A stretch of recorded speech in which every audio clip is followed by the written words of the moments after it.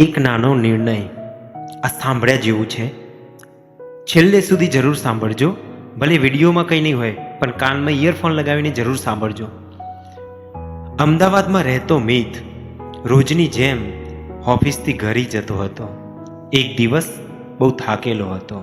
Traffic પણ બહુ હતું. રસ્તામાં એક વૃદ્ધ માણસ દેખાયો. હાથમાં થેલી રોડ ક્રોસ કરવાનો પ્રયત્ન કરી રહ્યો હતો. મિતે જોયું, પણ વિચાર્યું, મારે મોડું થઈ રહ્યું છે, કોઈ બીજો મદદ કરી દેશે. અને એ આગળ નીકળી ગયો. થોડું આગળ ગયો, પણ મનમાં અજીબ લાગતું હતું. યાર, મદદ કરવી જોઈતી હતી, પણ હવે પાછું ફરવું છોડને શું ફરક પડે છે.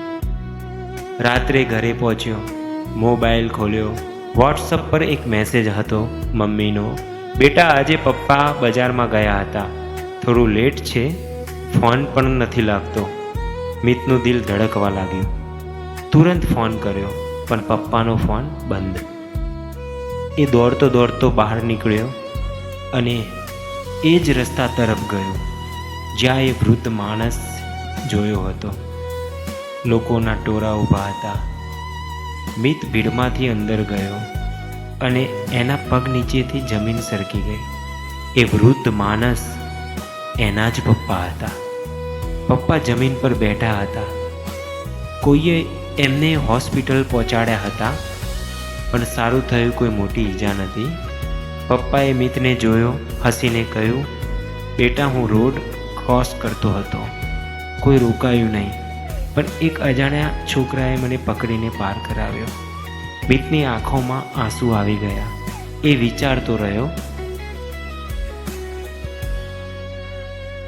જો હું જ રોકાયો હોત તો આજે મને આ પસ્તાવો ન થાત. જ્યારે તમે કોઈને અવગણો છો, કદાચ એ જ માણસ તમારો પોતાનો હોઈ શકે. નાના નિર્ણય પણ ક્યારેક જીવનભર યાદ રહે એવા બની જાય છે. જો આ કહાની તમને સારી લાગી હોય અને આમાંથી કંઈ શીખવા મળ્યું હોય તો જરૂરથી આગળ શેર કરજો, કોમેન્ટ કરજો, લાઇક કરજો અને તમારે મને સપોર્ટ કરજો, જેથી હું વિડીયોવાળા મસ્ત કહાની લઈને આવીશ. ત્યાં સુધી થેન્ક યુ.